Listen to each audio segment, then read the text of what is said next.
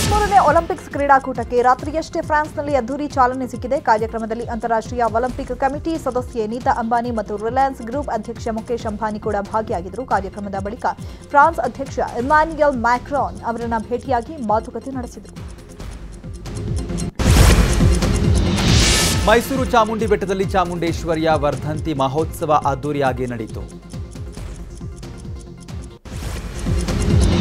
ದಾವಣಗೆರೆಯಲ್ಲಿ ನಡೀತಾ ಇರುವ ನ್ಯೂಸ್ 18 ಕರುನಾಡ ಹಬ್ಬಕ್ಕೆ ಅಭೂತಪೂರ್ವ ಪ್ರತಿಕ್ರಿಯೆ ವ್ಯಕ್ತವಾಗ್ತಾ ಇದೆ. ನಗರದ ಹೈಸ್ಕೂಲ್ ಗ್ರೌಂಡ್ನಲ್ಲಿ ಕಾರ್ಯಕ್ರಮ ನಡೀತಾ ಇದ್ದು 2ನೇ ದಿನವೂ ಅಭೂತಪೂರ್ವ ಪ್ರತಿಕ್ರಿಯೆ ವ್ಯಕ್ತವಾಗಿದೆ.